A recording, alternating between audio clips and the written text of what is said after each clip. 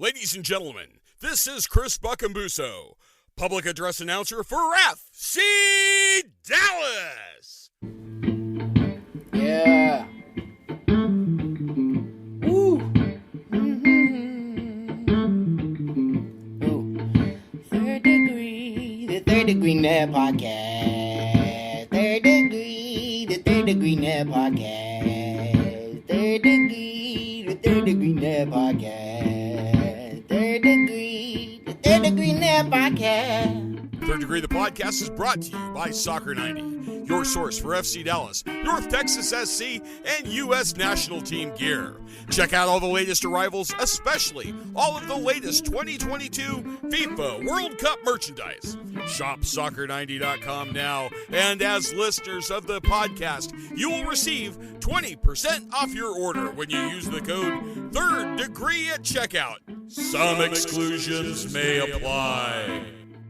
Well, hello there, FC Dallas Curious fan. Welcome to another episode of number, please. 175. Oh, whoa, it's a nice round number, 175 of Third Degree, the podcast. Hi, it is I, Peter, joined first by the man who, while has terrible taste in chicken, I love and adore because he's helping me make dreams come true, Dan Crooke. Howdy, Dan. Howdy, Peter. We're going to go to a store and buy you some stuff to put in your spice cabinet next to the salt and mayonnaise. And I'm sorry if I offended you with my bangers and mash and mushy peas. Didn't describe analogy. mushy peas. Yeah. That's right. Just described mushy peas, didn't I? No, it's always funny because people always say stuff about fish and chips and bangers and mash that, and it's like, we don't eat that, right? Like, it might be a thing you do on a Friday just because it's easy. But that's like saying, hey, grits are shit. All right. Well, you don't eat grits every day. We can go on a fried chicken hunt. Oh, that's going to be so fun. And see what you and I find out together. And, of course, let us hurry to the person you're really here for anyway. The man, the hero. You know him, you love him. Buzz Carrick. Come here, Buzz. Hi, guys. I have a short taste story for you. I was in El Paso this weekend and working an event, and one of the guys was coming in from some other part of the country, and he was super excited because he was going to get to go to a place where they have great Mexican food, and he wanted to go to Taco Cabana. He was hyped. And I was like, I can list you so many good Mexican places in El Paso. He's like, man, that's my jam. And I was like, okay. It's like going to McDonald's. Man. Where was he from? Somewhere in the southeast, somewhere I would have thought they had Taco Cabana, but apparently not. It's not as national as I thought it was, I guess. Yeah, it was a great mystery. When I worked in Manhattan back in the mid-'90s, it was the weirdest mystery. There were tons of Mexicans in New York City, but there was absolutely no good Mexican food. And even like a sit-down Mexican food restaurant that was supposed to be really good, my wife and I would go in there and just go, what is this? This is terrible. Yeah. I mean, Taco Bell is better than this. And I don't know why people outside of the state of Texas can't get Tex-Mex right, or Mexican food right. I found the exact same thing when I lived in Boston. There was no good Mexican food there at all. Listen, if you like Taco Cabana, that's great. I mean, it's fine. I'm just saying, like, if you've traveled cross country and you're super hyped for Mexican food, there's so many places that are. Just start with L&J Cafe. I mean, just go from there. Yes. Do you like Mexican food, Dan? Love it. Yeah? Do you have a favorite Tex-Mex place here in the area? I actually don't. No? Buzz, do you have a favorite like Dallas area Tex-Mex? There is some that for me, it's Matt's Rancho Martinez in like the Lakewood kind of area. That's my favorite place, but I don't live in that part of town, so I never get over there. And I haven't found in Arlington so far like a place that knocks my socks off. There's a couple that are okay. See, we need to do a Third Degree Tex-Mex outing, and I'll take you to my favorite place that I've been going to since I was a kid over off of Lover's Lane in the Tollway called Rafa's. Rafa's is the best. Let's do it. I do miss, it was sacrilege for Mexican food because it was like upscale, but Kamali, and I think it was in Knox Henderson maybe. Just for the best part was they would take a chunk of pineapple, they would inject it with tequila, and then you would take that as a shot, and it just punched you in the face. That doesn't sound fun at all. That sounds like a very it's magic. Very English thing to do. Yeah. Okay, sorry, I didn't mean to veer off into food talk. My apologies. It's more entertaining than the game, don't worry. Yes. And it's better than me telling the story about me climbing into a gutter today. So I won't do that. You're climbing out of a gutter. I was in and then out of a gutter, yes. Okay, well, speaking of climbing around in the gutter, MLS playoffs are starting to approach quickly and fastly, and battling for position in the conference is happening. And since the last time we talked, Dallas did have a very important home game against Real Salt Lake. And Buzz, this felt like it happened a millennium ago because I barely remember anything about this game, although I did watch it. And my general memory of the game was as I came away from it going, that's not great. Yeah, basically you're looking at two teams that are in the playoff picture that are not the ones that have like the superstar level talents that have solid squads and are kind of grinding along and they're both decent and pretty evenly matched. So you ended up with a pretty evenly matched game. The game turned in sort of shortly after halftime based on the subs that both teams made. And I think Dallas will feel like they should have won that, but I think RSL probably feels like they had really good opportunities too. So it was a pretty even game. Now, you mentioned the subs. Did Paxton sub out hurt, or was this one of those weird rotational things? Hurt. He was hurt. Yeah. So what is okay, that's right. It was his knee, right? Yeah. Allegedly, he has this thing with his knee that is not bad, but occasionally it flares up. Soccer players have things like this. And again, sometimes you just take them at their word. It's not the hip or whatever that we're really worried about. So, okay, he subs out, and RSL made a couple of substitutions shortly thereafter. And basically from that, I think it was the 60th roughly minute that RSL brought in those guys. Yeah, 62nd. So like from there, they went into the team that was getting the most of the XG kind of possession and chances stuff, whereas prior to that, it was all Dallas. So Dallas 2/3 of the game, RSL 1/3 of the game with control, and that swing happened over about a 10-minute window. So, Dan, I think you're going to report back to me that Paxton greater than Brandon Cervania. Yeah, a lot. Brandon definitely struggled on both sides of the ball. It was a little bit interesting because he was definitely, even when he came on, it seemed like he was getting a lot of instruction. He was, visibly trying to process, and then he's talking to Seba in the game, and I don't know, just didn't. I mean, he was playing on his usual right side of the midfield as a kind of a, that same box-to-box 8 role that he plays, and it just seemed like he was a fish out of water.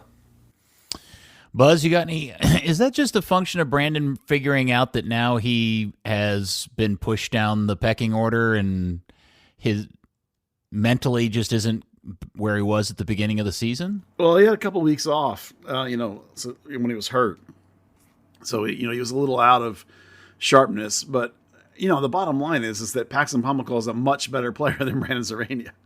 No offense to Brandon Cervania, but Paxton Pomykal is signed at 15. Is this homegrown superstar, led his team to championships in the academy. Brandon Cervania is a solid member of those teams. Went to Wake in college. They let him go to college, played pretty well as a freshman, so they signed him. But you should. There's very different levels of player here. Brandon Cervania is a player that probably will spend his entire career in MLS and will be like, yeah, good career, good job, dude. Whereas if Paxton Pomykal does that, we'll be massively disappointed. It's an order of magnitude different player. Also, Paxton is a much more aggressive attacker, a much more energetic, much better presser, much tenacious bulldog at attacking. Brandon fills the space and moves around and is pretty solid and can dribble forward a little and can pass forward a little bit, but he doesn't take over a game like Paxton Pomykal. So, what happened is what always happens if you bring in Brandon Cervania for Paxton Pomykal. It included that he had 3 weeks off, and so he wasn't in top game shape. I think it's interesting because, you talk about Paxton when he has a drop-off. His drop-off is he's just not controlling the game. He's still one of the top contributors on the field. Brandon has these wild swings. He's either fantastic or he's awful. There's not a whole lot in between. You remember he had that run at the back end of 2019, I think it was, where his goals added was the top in the MLS over the second half of the season. He had an extraordinary run. and then things didn't go right for him in certain ways, and he starts off the next year really bad. And so he's a very hot and cold player. Right now, he's very much in a cold spell. So, we'd like to see him be much more consistent. Starting the season hot. Yeah. All right. Well, I want to get to this pretty quickly because I'm sure there are people that listen to the pod that have been frustrated by, and I'm just going to talk for myself. I'll take the blame for this, picking on Alan Velasco. And my concerns, and you guys voice your opinion however you choose, but my concerns over his play of the game. But I do want to officially go on the record as saying is that kid's really turned it up at late. I'm still not completely excited by his inability to beat people on the dribble regularly, but the rest of his game is really coming along, and I'm really appreciative of the amount of effort he puts in getting back and helping do some of the defensive work. Yeah, I would agree with all that. I think there's a disconnect mentally with people that are watching him. As you say, we had these great expectations that he was going to be this really aggressive dribbler and attacker, and he tried to do that really, really early on and was turning it over a lot, and so he really quickly stopped doing that. He's just reached a league that's athletic enough that he just can't constantly just tear guys apart on the dribble. And so it's taken him a little bit of time to realize that A, I can't do that, and B, how can I then play? And so now we're seeing this player that plays very much in a false wing style that as massively, as you noted, Peter, has improved his defensive positioning and his defensive effort. And he's moving from an outside wing to an underneath kind of wing, filling into the zone 14, as Dan calls it, and filling very much this Mauro Diaz style false wing coming inside, outside. And when Paxton's on that side, one of his responsibilities is to read where Allen is and adapt his game for that. Sometimes you get a drop off when you bring somebody in for Paxton because they can't do that as well as Paxton can. So, it's on Allen as a young kid that he's done such good things and adapted his game. And I agree with you. I love the progression he's making. Is he worth $9 million yet? But no, that's the thing. He's 19, and he's gonna, if this progression continues, there's massive upside here for him to become a very special player. I think it was interesting to see a couple of things with his game because for one it was legit on the left, kind of trying to fill in for him against RSL briefly. So it'll be interesting to see how if Nico wants to keep him that way around or move Paxton back left, and just I think there's a degree of Velasco being given this role where he can drop in as a centre. Feels like it pushes Jesus back. It pushes Jesus back. Jesus and Paul Arriola just don't connect then. I think there was a passing chart where it just showed 0 passes between Jesus and Arriola. By the end of the game, they had 6 together. And, we've seen kind of, as Velasco's risen up, Arriola's production's dropped off. Granted, his shot was what was the assist for the goal. It just doesn't get credited as that. But, we still saw no official shots recorded from him. We haven't had an assist or a goal in a little while. His numbers have gone down as Velasco's has started to come up. He had an astounding 5 key passes, and none of them resulted in really much of anything, which is an amazing disconnect, considering that volume of creation. I was asking about it. He said it was kind of funny that just everything with Hayes, particularly with Jesus, everything was like an inch off, 2 inches off, but like just where you have in that moment where you reach behind yourself to shoot and suddenly you're off balance, and what could be a nice, easy on-target shot is suddenly you're kind of scooping back around yourself, or gives the defender enough time to get in the way. It's I don't know. For me, there was just that stronger disconnect, and as Velasco's game was, is on the rise. And one thing Paul said after the game was that, Velasco, when to stay as a wing and when to kind of come inside is still definitely a work in progress, and how that kind of translates to what the other players do.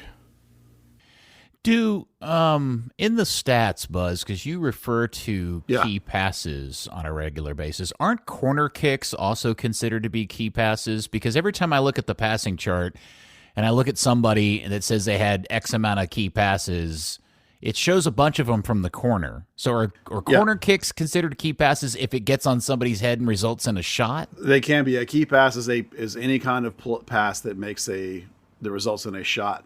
One of the similar metrics is what they call goal creating moves, or actions, which is different because sometimes that can be like, shot creating actions, excuse me, not goal, where your recovery could lead to a shot versus a pass that led to a shot. So there's just various metrics that say you're putting people in chances to score goals. Now, it doesn't have any implication about how good the chance is, which is always my complaint about XG too, because you can't just go on positioning sometimes. There's so much to do with whether it's good or not from other factors.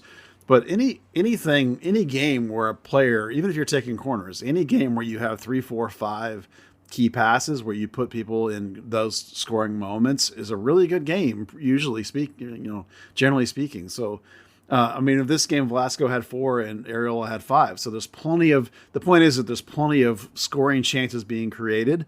And if the team's failing to capitalize on them, that's when you start to have concerns. It's like, why is Ariola making these chances that everyone's not finishing? That's where we begin to ask questions. All right. So I guess the takeaway from this game, because now Dallas is in fourth place and does not have games in hand. They're kind of being chased by other teams, and this was a big opportunity for the club to kind of separate itself from everybody else and hold on to that third place spot.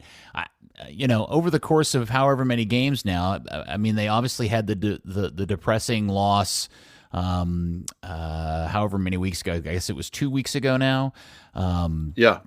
Is that right? Yeah. The game against Nashville where they got, battered in Nashville, which came off the really, really good win against Philadelphia. And then now out of the trio of this is the draw at home against Salt Lake. I don't really have a very good sense as to where the team sits right now as it heads into this, kind of really important stretch before the playoffs.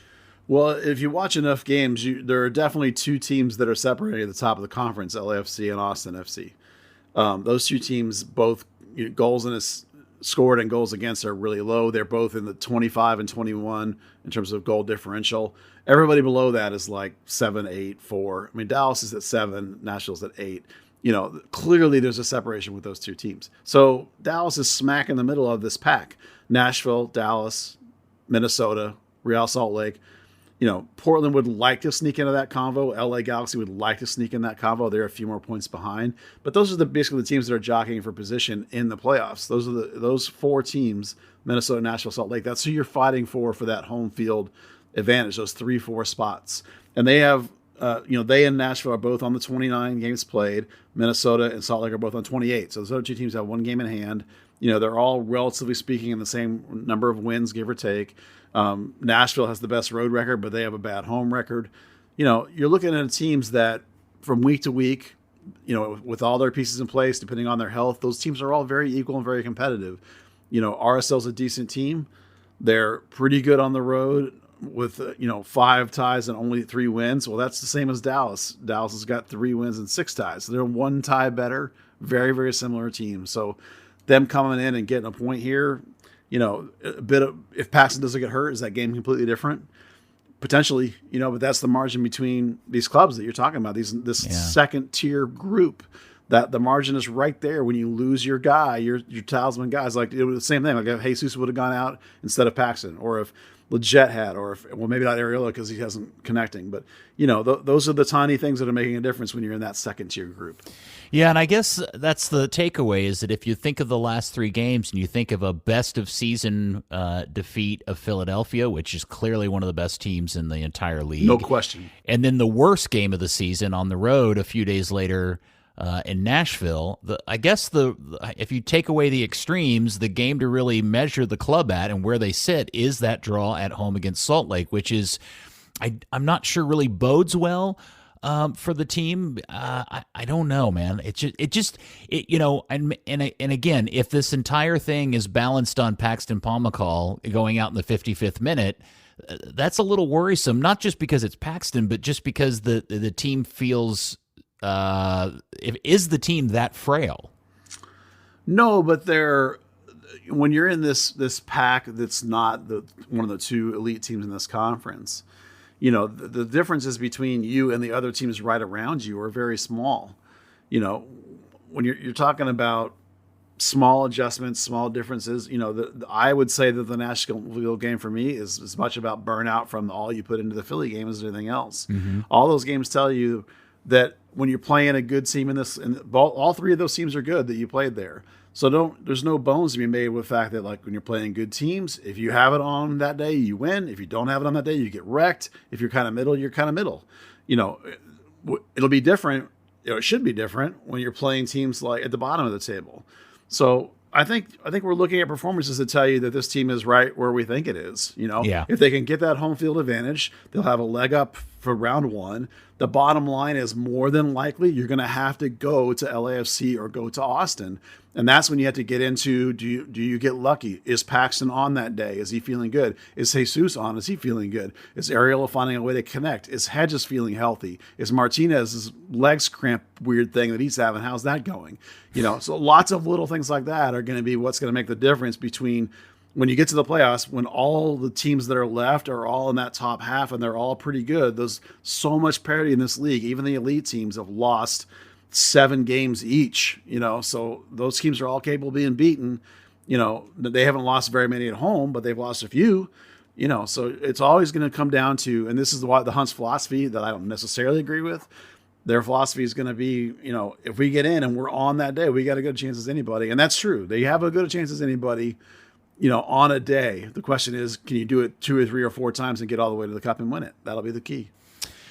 Dan, if somebody's trying to find a silver lining or something good to hold on to, it is the fact that the club is, at least in terms of the standings, because they're all they don't have games at hand as the teams behind them. They do have points per game advantage as just some sort of measure against. Now Minnesota has jumped ahead of them in terms of points per game and is in third place, but they have a better points per game against than Nashville and Portland.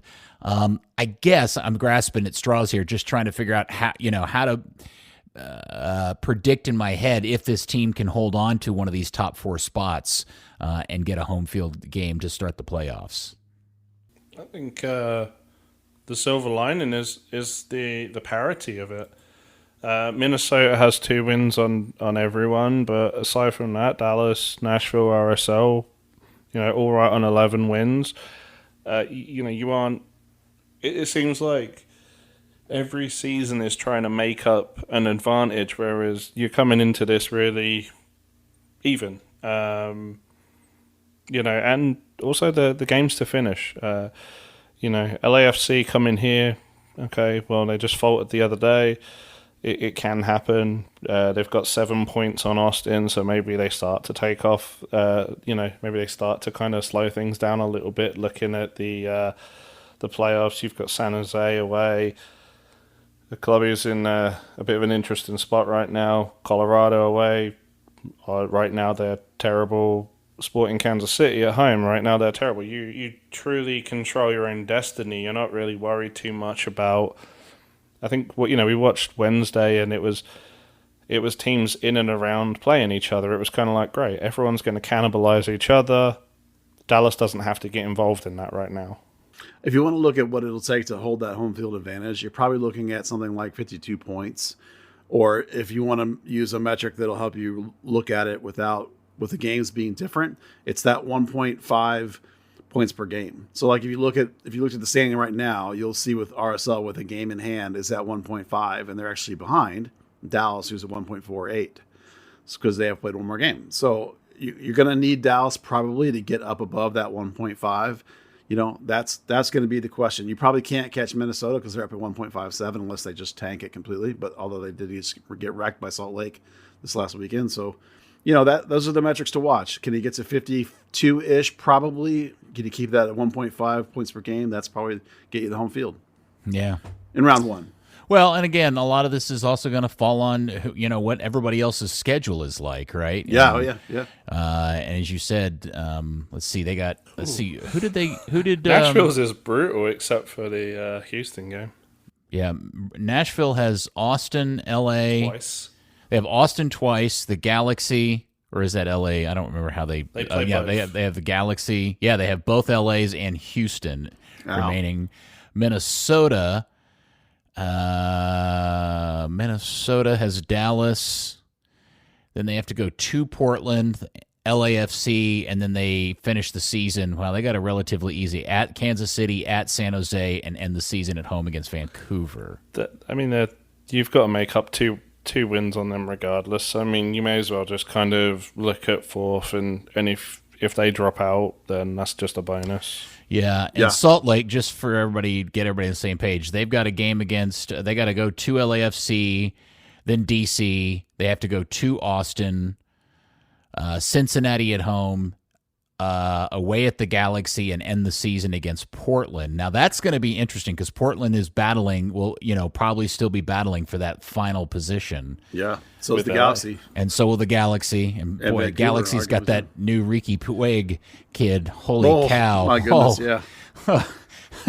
Talk about another level of quality introduced into the league. Holy cow, that kid is amazing. Well, that's a great example of that kid, just not to derail for a second, of like when a guy that gets rejected from one of the truly elite clubs can come in and smash this thing. Right? We talk about MLS being competitive with like the very bottom of leagues or like their second tier or whatever. When you see these truly elite team guys jump out, it's just it's different. If you haven't seen Ricky Puig's, I think I'm pronouncing his name correctly. Both the pass that he made against, was it Chicago? Where he just absolutely split the team in two. Yeah. And then his solo run and score the other night. Oh, holy cow, that is some world-class stuff. Yeah. Anyway, so luckily Dallas doesn't have to mess with that before the end of the season. Right. But who knows? Maybe you'll have to play them in the playoffs. But so Dallas does have the Minnesota game this weekend. LAFC comes to town. Then they have to go to San Jose, as you said, to Colorado, and end the season against Kansas City. So unlike some of the other teams, at least on paper, it does feel like that last triple stretch of games helps the team out. They just can't afford to lose too many points between now and that stretch, and that's really the concern there, right? Yeah, I mean, they're probably even capable of still missing if they lose enough games. I mean, that doesn't feel like it's in the cards, but certainly not. It started as a silver lining. Yeah.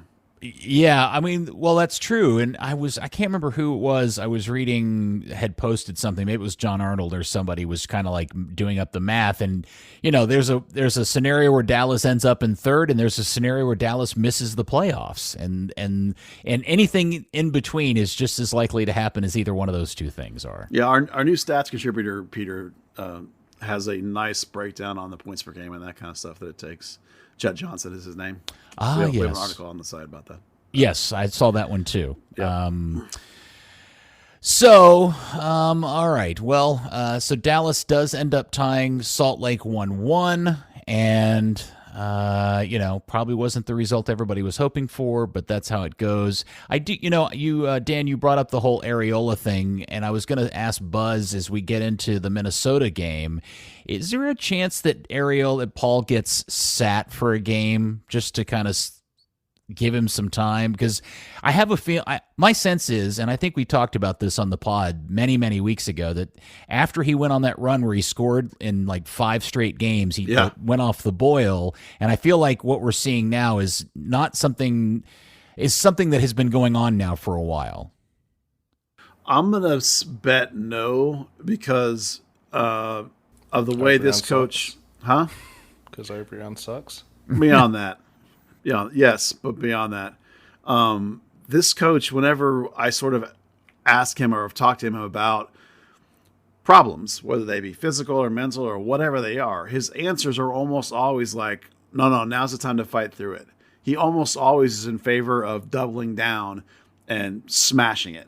So, like, I would bet you, my guess is, we've only known him for one season now, but my instincts tell me that his response is going to be, no, I'm leaving Paul in there. He's my guy. I'm gonna let him play through it and get through it. Dallas has done their schedule where they don't have midweek games anymore, so they're not going to have this load that's why they had the 2 games on top of everybody else, because they don't have the one that was yesterday and the one coming up. So they put themselves in good position that way. It was a kind of strange timing because, he did play well against RSL. The finish just wasn't there from, people receiving 5 key passes. It'd be kind of like, hey, you had a few games where it was kind of rough. You're kind of getting out the other side. You've played a good game. Now I'm going to see you. That seems like the time where that's just a massive demotivational thing at that point. Yeah, I agree with that. Hey, I also meant to throw in there, because I totally forgot, we should have mentioned when we were talking about the calendar, they actually have another game we haven't talked about. The club announced that they're playing that friendly game against Tigres in that open during the international break that last weekend in September. And I still don't know if I think that's a great idea or not. My prediction will be that you'll see the guys that are the normal starters, you'll see them play some, and that's as much about keeping the legs moving, keeping the pace of training moving, keeping that kind of stuff moving. It's not going to be about like you're trying to win that game. You will see guys playing that game that you're not used to seeing, but you will definitely get a good chunk of time for your starters just to sort of keep the rhythm of playing all the time. All right. Going. Seems like a lot of teams are doing that as well. I mean, with both leagues having... Well, the thing is, both leagues, they finish their regular season the week after the international break. So, like you say, it's a good chance just to keep fresh. It caught me off guard. I was kind of surprised to see they scheduled that. Not that they scheduled a game at all, but the fact that they would bring in a Mexican league club.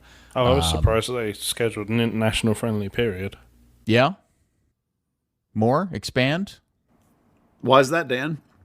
Well, they just, they haven't much. They had the Sevilla game was kind of a bit of a surprise. The Cholos game was a, double reserve team run out. It's been a while since they were one of the regular summer preseason games for European teams. Yeah. Okay. All right. All right. So that game, Dallas does play Minnesota on Saturday. Now, don't forget, it's a Saturday afternoon game. It's the Univision TUDN game at 2:30 this weekend. So there you go. One last thing from the RSL game. I thought Ima Tuamasi was excellent again. So that's 3 or 4 really good ones in a row, and I feel like he's really growing. Why the hell did he get subbed off? I think it's probably continued man management by the coach, or else you're trying to get the winning goal and you think Nanu can provide some more in the final third, maybe. I don't know. Just kind of going back to we talked about RSL made some changes after the Paxton deal. So they brought in Rubio Rubin and Anderson Julio. Immediate impact from both players. Yeah. He waited 15 minutes to do anything to the defense, and he took off the best defender. Yeah. He being Nico. Yeah. Well, Nico got asked it after the game. Like, how come you seem to hesitate to make changes? And he went, well, they still had 2 up front. Yeah, okay, but different profiles of players. You're acknowledging that they went to more of a running profile and you had 2 really slow centre-backs. Did you not think...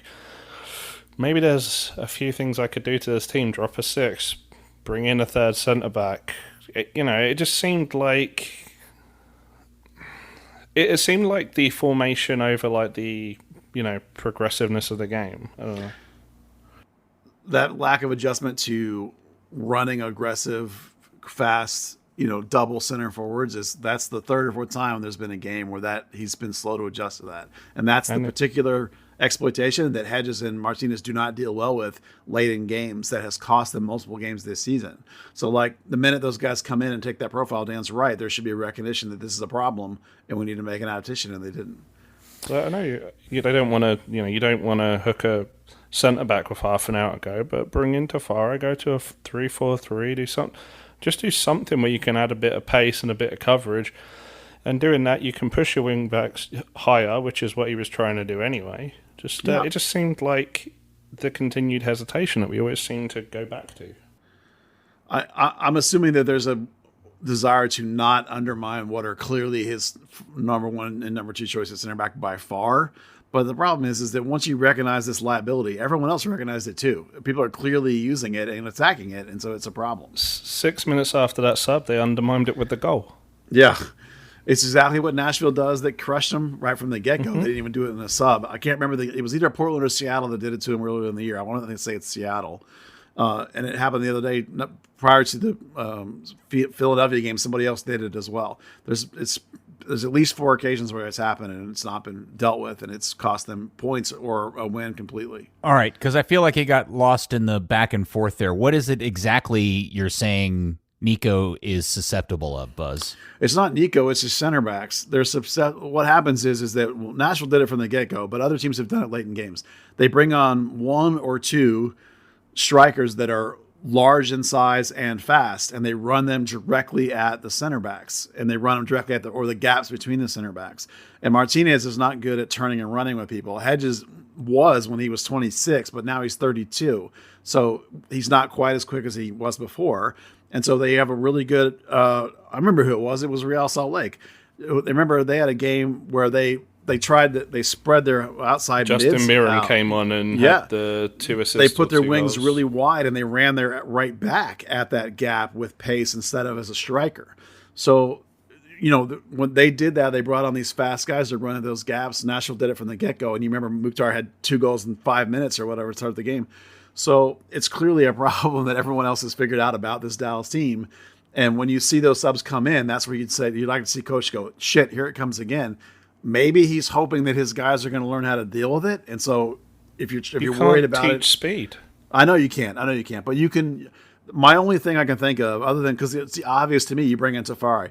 But the only other thought I could possibly have as to why you don't do any changes is like, I want to force those guys to learn how to deal with it so that they can do it when they have to, but I'm not sure that you can. Yeah, does it not sound, do you not hear yourself when you say that your big dollar international center back can't quote, turn and run with people? So the best description I saw was on the Discord on the game day thread. Someone actually made a very accurate point after he'd whiffed on the marking assignment for the goal and then the header 2 minutes later by Justin Glad.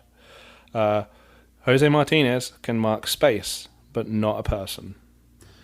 Yeah, the center backs is a problem in the long term. You can't do anything about it now. I would still, as Dan says, I would have liked to see a faster recognition from the coach and an adaptation to fix it. It didn't happen at all in this game. One of the earlier games, it took him like 15 minutes to react, and they scored before it finally did. I want to say he got to fire already at one point and then just sent him back. I don't remember. Maybe that was the Philadelphia game. Sorry. Okay. Buzz, I want to go back to your comment about Emma Tuamase playing good for 2. Tell me what it is about his game that you feel has improved or qualifies as good, because I continue to be frustrated by his very slow decision making, especially when he has the ball going forward. Yeah, well, the first thing to understand is that you always have to put everything in context. So we had to recognize the fact that he's not Brian Reynolds, nor is he Marco Farfan. So he's better than Nanu, so he is the choice for now. So I was critical for basically the first half of the season easily that he wasn't. What I said about him was I thought he was out of balance. He was so worried about the defensive responsibilities that he was hesitating and not doing what he's best at. Like when he was with San Antonio, he led that team in chances created as a winger. The point being is that he can play as a winger and he can create stuff. So he's got it in himself. But he was so worried about the defensive responsibilities that he wasn't doing any of that. He was being hesitant. So over the last 3 or 4 games, that balance has come back. He's found an even point where he can stay deep enough to find his defensive responsibilities. But he's also found that he can get forward. And he doesn't get forward like Nanu does, but he does get forward and he does start to create. It's more underneath, though. He's finding the ability to, dribble past guys, and then get up to the midfield area and then play combinations with Leggett and Areola and build forward. And there was even a quote from Areola, I think it was 2 games ago, where he said that the right side of our team with him and Leggett and Ema had gotten really, really good, and that was their best attacking threat that particular game. So the players are recognizing it too. So there's a progression in his game from where he was. Now, is he an all-star right back? No, but it's a progression. He's getting better. It's better than it was at the start of the year.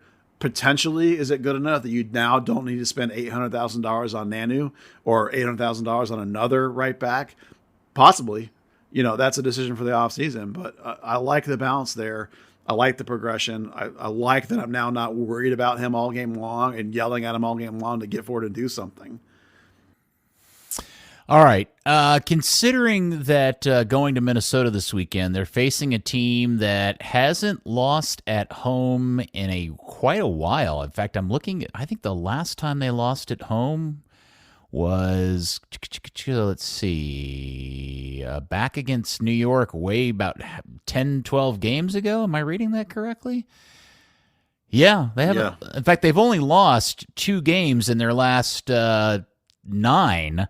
Although the most recent was, as you said, the one against Salt Lake just the other day. Yeah, they had won 3 straight. I guess the reason why I'm asking this, Buzz, is we'd be pretty happy if they left Minnesota with a draw, right? Yeah, absolutely. I think Minnesota absolutely fits into the teams that gives Dallas trouble. They, generally speaking, don't care if they don't have the ball. They tend to play that mid to low block, which Dallas sometimes has trouble breaking down. They have athletic dudes in the front line that like to run at you with pace, which we've just discussed is a problem. This is a team that can counterattack really well. That's a problem. So all that leads me to think about this Dallas team we know, this coach we know, doesn't really go very deep in the rotation. I think anybody that's followed this team at all can right now write down what the first 11 is. So the one adaptation, though, is I can think back to when Dallas was grinding out results on the road, and I think back to those games where they were putting Facundo in there instead of Edwin, and they're going into that kill the game sort of mentality, and Facundo's a more stay-at-home sort of 6. He doesn't go sideline to sideline like Edwin did. So I think there's a pretty good chance, and at least my instincts are telling me there's a pretty good chance that Coach Nico will go with that in an attempt to clog up those channels and not let guys just run at Martinez and Hedges, at will. So that's probably the one adaptation I think we could be looking at. Alternatively, the idea of using, as Dan mentioned, a 3-4-3 where you bring in Tafari, which when you bring in a third center back, it closes the spaces between the center backs. That's a more outside the box alternative. This coach doesn't seem to like to do that as much. I think he's only done that once or twice all year. So I think it's the normal 11 with Facundo in there is my guess at this point. Okay. Like I said, 2:30 on Saturday. Check it out on your television. And this weekend, you don't have to worry about it colliding with the kick around because we don't have a show Saturday. So no, bonus. No. Yeah, I guess so in a weird way, Buzz. That is a bonus. Oh, thanks. Wait, thanks. Thanks. Yeah. I guess I appreciate I'm in no that. conflict with the bonus. Yeah, I know. I know. No kick around was Okay. The other big news of the week, boys and girls, was the delightfully good heart, warm, mushy feelings that the club has signed to a pro deal for FC Dallas. Bernard Kamungo is now officially a member of the club. Yeah, let's be very clear that while this kid has an absolutely phenomenal story, this signing is not about the phenomenal story. This signing is a legit prospect. This is the very first player, because Pepe doesn't count. This is the first player that North Texas has found, developed, and delivered to the first team. Pepe was always going to be a homegrown. That narrative is stupid that they do that. I understand why they do it, but it annoys me. This kid is legit. He's a refugee from, is it Tanzania, Dan? They found him at an open tryout. Quill found him, brought him in and developed him.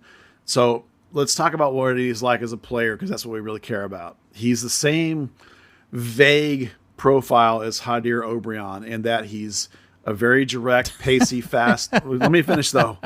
That's the starting point. Why would you do that to the kid? Because that's the starting point. That's the base. Because he's 20, so he's not 28. So that's the difference, right? He's a winger with pace, but unlike Obrian, he can actually dribble and play combinations. So he's Obrian plus a little bit of a combination dribbler kind of guy. He does high press. He does get in good defensive positions. He can also play as a 9. He was North Texas's 9 until they got the mulatto kid that's the Colombian kid that has the Bayern connection. So then they put him out on the wing more. But he's scored, I don't know, like 15 goals this year, I think it is.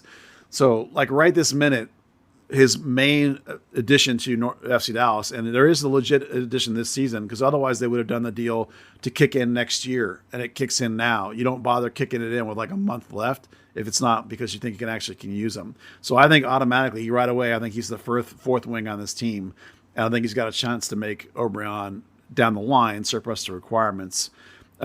He's mostly right now going to be like a late game pace kind of player. That'll be his bag, because he's going to be super raw, because he was playing high school soccer 2 years ago. And I don't mean like academy or like high level ECNL, none of that. He played just UIL Texas high school soccer, just high school. And the tapes are hysterical. There's like 5 dudes chasing him around on the field. It's so funny to look at, but the kid is legit talented. He's one for the future mostly, but I think there's a chance you'll actually see him this year.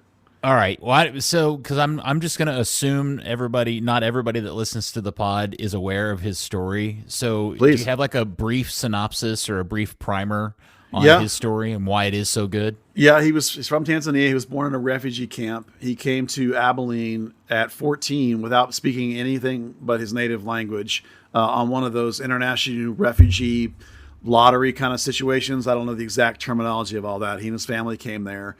Didn't know any English at all, basically played for his high school and his high school only, or maybe some club soccer and rec soccer in town there probably. His brother convinced him and paid for him to go to the North Texas tryout. Like $100 or something, yeah, right? $100 for the North Texas tryout. And then they liked him so much, they instantly invited him to a training camp and signed him like a couple months later. There was actually 4 guys signed from that open tryouts that year, which is incredible, but he's the prize of that whole situation. So Quill at the time was actually legitimately pissed off that he's like, how has nobody that coached this kid in any of the other things he does realize how good he is and get him to like a really good situation? No offense, but playing UIL high school soccer is not what develops legitimate professional players. They think it's the be all end all. But I know. Well, but I mean, he's also in Abilene, and they're probably. I mean, I'm just gonna guess. I'm not aware of any like substantial, noted, legend or well considered clubs out of Abilene that may even have an awareness of him. Well, no, but you can. That's the thing, is that like Dallas has residency stuff for kids now. You remember Dempsey drove from Tyler every day. I'm just saying, like, Quill was annoyed in the sense that like this kid has got so much potential to be this amazing player, and nobody helped him along that road. They just let him do whatever he was doing. But listen, they found him and they've developed him now. He does have some assists to his name too. He's a very good player with a lot of potential, and there's a reason why they signed him. We've been saying for a couple of months that he was by far the best player, most likely to help FC Dallas soonest. There are 3 or 4 other players that are there of still value, including Blake Flaherty. But the kid's got a phenomenal story. There's a bunch of people have done the story. You can go read any one of the 6 people that have written the story now. It's a great story. So I think Quill's issue may have stemmed from the fact that he actually played for FC Dallas West Texas. Oh, did he? No wonder he was mad. Oh, okay. That's when you expect hey, get this kid to Frisco on a tryout or get a coach over it. Okay. See, I'm glad you added that part of the story because I thought he was just floating around. I know why. This is not exclusive to Dallas, right? I know this isn't just a Hunt thing, but when you tell the part of the story that his brother had to scrounge up $100 to pay for his entry into one of these tryouts, it does frighten me on the reality that a kid with this much talent and this much potential in another universe may not have gone to the tryout because he couldn't scrounge up $100. Well, yeah, that was the thing, is like he was going to go to some cheaper kind of tryouts that he could afford. And his brother's like, no, you need to go to this one. I'll pay for it. And ponied up the money for him. Yeah. So the reason they have fees for these tryouts is because they don't want people that aren't serious showing up. Right. Oh, no, I get it, but you get my point. No, Absolutely. You understand my point, which is that's just the reality of how fragile this stuff can be. Yeah. Is how many kids have missed out on being legitimate pro soccer players because they couldn't figure out a way to scrounge up that $100. More than made it. Yeah, I think there are some kids that just get invited and don't have to pay, but at the same time, there is a bigger issue. I think Dallas, FC Dallas, they don't have the coaching staff, obviously, that professional teams, or scouting staff is what I should say, of professional teams in Europe do. They just don't have it yet. So they miss out on guys sometimes. Like they miss guys even in Fort Worth. They miss guys out in Tyler or Rio Grande Valley. Like the kid they got from Rio Grande Valley, the other striker who I also like a little bit, but he's a little bit younger. I can't remember his name. It's floating out the back of my head right now. I think he was recommended to them, so when they go to El Paso, they only scout the guys that FC Dallas El Paso has. They miss out on other dudes. But they also get credit, I think, for when they went to that Allianz scouting thing for a decade and a half before anybody else bothered to go. So, it's a work in progress. It's always changing. They need to do a better job, 100% for sure. But they found this kid, and it's awesome. Honestly, this is the case the world over. I mean, I've worked in semi-pro football in England with Luton Town 5 miles away, Watford 10, Stevenage 15, MK Dons 10, Arsenal and Tottenham both 30 miles away. And the number of incredibly talented kids that, for whatever reason, just never got the opportunity. Some that have been scouted and just, scouts are everywhere. Scouts are coaches that also just do kind of finder's fee stuff for other teams. Yeah. There's just for whatever reason not the connection. Sometimes it's on the club side. Sometimes it's the guy just like, hey, I'd love to do a 5-day trial, but I can't get a week off work. Just little dumb shit like that. You can even use the Funes Mori brothers as a good example. I mean, they were in the backyard here, right? Dallas even knew about them. Couldn't get them for whatever reason. Well, they could. They had them, but they couldn't sign them because they were illegal. Well, that's what I mean by you couldn't get them. I know they had them in the academy, but they couldn't sign them. But that wasn't like a scouting thing. They knew they were here, and yeah, but there's always reasons. There's always things that happen. All right. So my question related to all this, I was thinking about. My perception is that the Hunts and the club have done such a good job of growing their youth system that it is outpaced at like by a factor its ability to properly scout its own system. Oh, 100%. Yeah. And if the Hunts really wanted to improve on something, it would be increasing the team and the people that they have that just scout not just within their area but within their own club. Yeah, they have a new-ish scouting director who, I think he's been here maybe like a year and a half now, and maybe it's 2 years now. The real evidence of that guy's efforts, and I don't know his name, is that this summer with the academy, all of a sudden there's I don't know. I'm already up to 25 and climbing new players coming into the academy that they've scouted from other teams. And sometimes there are other teams in this area. There's 4 or 5 kids from Solar coming in. There's one kid from Texans. There's a kid from their own ECNL that's come up. Some of them are from other teams that were in other markets that have, some of them are from other academy teams, from other MLS teams.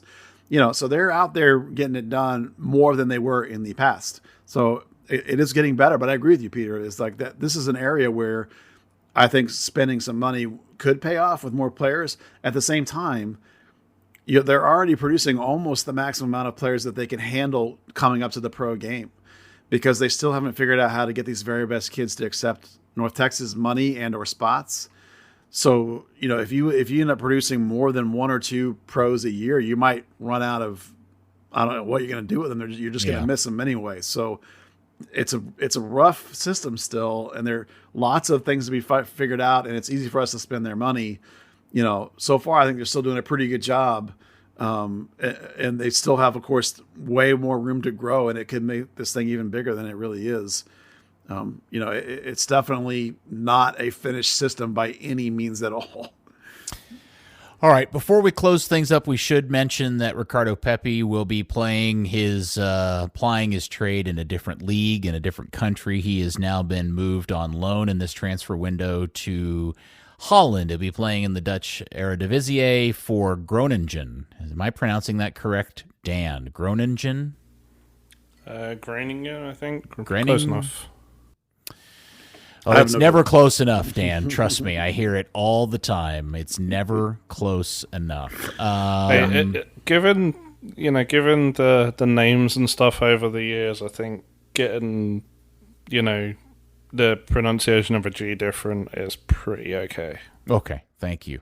I'm working on it. I'm ever striving to improve my my skill sets. Look, I'm happy for Ricardo. My thing that keeps coming back to me is this is the kind of place he probably should have started at all along. Yep. But then when I go and read one of these stories about this deal, I'm reminded somebody offered Dallas $20 million for him, and it's like, oh yeah, I forgot that one out. Well, the good Poor thing for kid. Ricardo is all the stories I've read says that they've sold like 3 strikers, and now he's the only striker left on their team. So he's going to get a lot of play. Hopefully they have guys that can pass, because that's the problem with Augsburg is he would get like 3 touches a game, and that's not. Yeah. He's not Holland. That ain't enough. So. Well, I looked it up. They're kind of a lower mid-table club, and they're not banging in a lot of goals or anything. So I'm with you. I don't know. Hopefully he gets some service as we worry about. It's kind of funny. They had this amazing YouTube live transfer deadline day show, which they used to introduce players and kind of just talk about potential signings and stuff. So watched it with Pepe there talking about himself, and I know you know the guy, but that Dutch guy from Opta came on talking about not only his numbers, but he's like, hey, how does this relate? Like talking about Alexander Isak starting at Dortmund, kind of bombing out, and then going to, I think it was Herenveen, someone in Holland, and kind of like likening that path and the just the differences between the leagues, how Germany has much bigger, more physical defenses than Holland, and how this should kind of play more into Pepe's strengths and allow him to develop while he physically develops. Well, hopefully it'll all work out for him. He looked happy. I'm sure he's just happy to be somewhere different because his time in Augsburg has been so miserable. We were talking about this with Tyler over on the Kick Around I guess it was last weekend. When I turned on the Augsburg game for about 20 minutes one Saturday, I guess it was their last game. He started in the game, and I it just appeared to me nobody else on the team likes him, because they will not pass to him no matter how many good runs he makes, no matter how well he plays in combination with somebody. They will just not give the ball back to him, and I'm sure he's delighted to go somewhere else and maybe try again. So yeah, good luck to Pepe. Yeah, we'll be cheering him on. Yes, we always, of course, are doing that. All right, anything else we want to talk about? Well, I have 2 things. One was related to something we were just talking about, which is all the new players coming into the academy. You guys know the academy is free. The next level down, ECNL, is pay. You have to pay to play for those clubs, and that basically pays for the academy. The whole organization does. The whole youth organization was, and it's related to this idea that there are too many players, that Dallas has got so much talent in their academy, because there's this kind of player who is on the academy roster, which means he's free, but they're called a DP. And it's not the same kind of DP as the MLS team. What it means is that you can bounce between the academy and ECNL. But Dallas has changed their policy now that they have enough players, and they have enough desire to develop these players, whether they're going to be fringe pros or high-level college or whatever. They're now going to, I'm told from various people I know, they're now going to dictate how much these kids are going to play and what position they're going to play when they go down. Because the idea is that there's just not enough games available anymore for these guys in the academy that aren't the frontline guys. And so they're going to try and dictate how much they're going to play and where they're going to play when they go down. Well, that's hard to swallow when you're the guy paying and the kid coming down is free. So it's just a thing to watch with this club and how its system works and how things move up and down if you care about the youth game. They've moved all these teams out of Classic. There's all this shifting and things happening, and there's different teams and who's going to play where. It's super chaotic right now, and it's going to bear watching over the first part of this season, until maybe even half this season, to see how things shift out with all these new additions they've made. Because I was talking to somebody the other day, and they said that in their particular academy team, they said only 6 players left from when they were a U12, and then all the rest of them have bounced out to or down levels with youth or to Solar or to Techlins or to wherever. And that kind of movement's always going to continue, and it's going to cause painful situations from time to time when Dallas all of a sudden has redoubled their recruiting and gotten really aggressive. So I think it's important to note and to watch. All right, that was one thing. You said Yep. you had two. The second thing is I just want to talk about how great Welcome to Wrexham is. I love that show so much. Okay. Well, listen, I've liked Ryan Reynolds since like Blade Trinity, or that horrible Wolverine movie he did where he was the first version of Deadpool. But that's not why it's fun. It's fun if you haven't watched it, because you always know how I am about supporting local soccer. So to me, that's crazy fun watching them try and salvage and save this team that's this in the 5th division, basically, this tiny small town. It means so much to these people. It's just absolutely fascinating. Fascinating how they're doing it. Fascinating how it's impacting lives. Fascinating the process. Fascinating to watch them try and use their social media and sponsorship stuff that they have available, trying to leverage that stuff with Wrexham so they don't go broke. Not Wrexham, but them, Ryan and the other McElhaney, don't go broke trying to do this. It's fascinating. I love it. Okay. I'm really glad you brought this up, and I'm gonna lean on Dan, who is obviously way more close to this than you or I, Buzz, Oh, yeah. both in not just geolocation, but growing up in that culture, of football. But isn't exactly everything you just talked about also at the same time the thing that just is the reason why somebody like me may be very suspect about this whole thing? Because I understand the value of the importance of Wrexham and that club to that town. I get it. I 100% understand it. And my concern is what happens. We know, I mean, if you've been paying attention, you know how this season turns out for Wrexham. I know how the season ends. Yeah. And I know how it's going this season. How long do Rob and Ryan continue to do this before it becomes a financial burden, A, and B, isn't all that great of a TV series anymore? And do they just bail on them? And then everybody in Wrexham, who this thing belongs to and is really their source of pride and importance in their daily life, they're back at square one again. And Rob and Ryan are in LA doing LA things. You see where I'm coming from? I was going to say, I mean, I think that whole first episode, they kind of talked about the motivations about Rob and likening it to Philadelphia and both of their kind of relationships with sports. And I don't know. I mean, I think, there's been some surprise stories with ownership groups in lower levels, particularly Americans. Luton Town has American investors in it that have been with the club in the what's now the Vanarama National League, and through to us being back in the championship, kind of like pushing towards the playoffs again. It's all about what people getting into it for the right reasons, not thinking, hey, we're going to make a shit ton of money, because football clubs don't make profits really. Nothing that you can take out, at least. I think as long as they